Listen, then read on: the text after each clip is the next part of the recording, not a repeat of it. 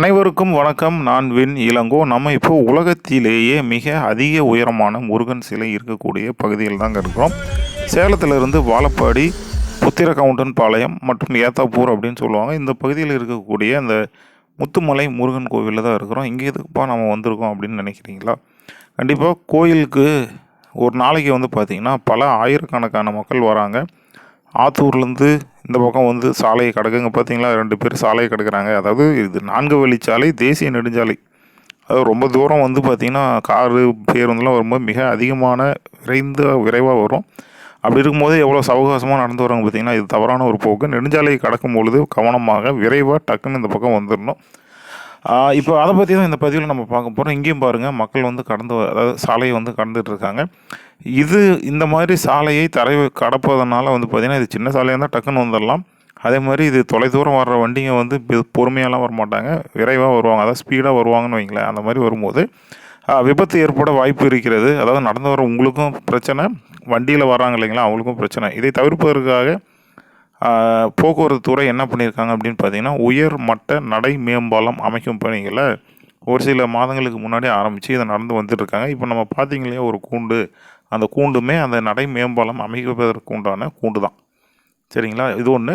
அது மட்டும் இல்லாமல் இந்த பகுதியில் இந்த கோவிலுக்கு பார்த்திங்க அப்படின்னா, ஒரு நாளைக்கு பல ஆயிரக்கணக்கான மக்கள், உள்ளூர் மக்கள், வெளியூர்லேருந்து பேருந்து மூலிமா, வண்டிகள் மூலிமா நிறையா வராங்க.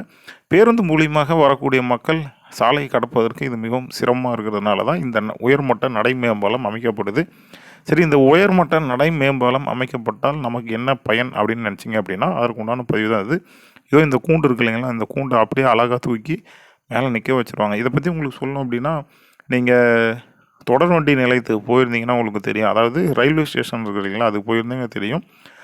பிளாட்ஃபார்ம் இங்கேருந்து மேலே ஏறி அப்படியே அந்த பக்கம் இறங்குறதுக்கு உண்டான நடைமேடைன்னு சொல்லுவாங்க இல்லைங்களா, உயர்மட்ட நடை மேம்பாலம். அதே மாதிரி தான் இந்த இடத்துலையும் கொண்டு வர போகிறாங்க.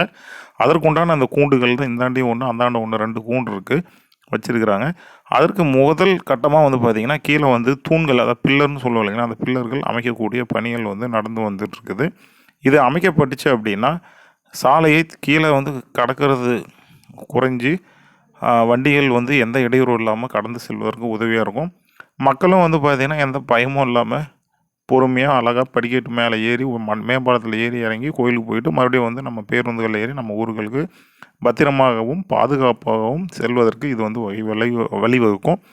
இங்கே பார்த்தீங்கன்னா இந்த பில்லர் அமைக்கிறாங்க, இந்த தூண்களில் தான் அந்த இதை படிக்கட்டு மாதிரி போட்டு அந்த கூண்டு காட்டின இல்லைங்களா, அதை தூக்கி உட்கார வைப்பாங்க. நம்ம இது மேலே தான் படிக்கட்டில் ஏறி இறங்கி நம்மளுடைய கோயிலுக்கு போகிறது, மறுபடியும் கோயிலுக்கு போயிட்டு நம்ம ஊர்களுக்கு போகிறது அப்படின்னு சொல்லுவோம். இந்த இடம் பார்த்திங்கன்னா, இருபுறங்களுக்கு சாலைக்கு நடுவில் இருக்கிற தூண் வைக்கிறதுக்கு உண்டான, அதாவது நடுவில் அந்த தாங்கிறதுக்கு வைக்கிறதுக்கு உண்டான தூண் அமைக்கிற பணி இது நடந்துகிட்ருக்கு. இது பார்த்திங்க அப்படின்னா இடதுபுறம் இருக்குது. இந்த பக்கமும் தூண்கள் வரும். இங்கே படிக்கட்டு ஏறி இப்படி இறங்கி இந்த பக்கம் இறங்கிடுற மாதிரி உண்டான ஒரு அழகான ஒரு திட்டம் தான் இங்கே செயல்படுத்தியிருக்கிறாங்க. கண்டிப்பாக இந்த திட்டம் செயல்படுத்தப்பட்டால் இந்த பகுதியில் ஏற்படக்கூடிய போக்குவரத்து நெரிசல் குறையும். மக்களும் பார்த்திங்கன்னா சாலையை கடப்பதற்கு இது மிகவும் ஒரு உறுதுணையாக இருக்கும்.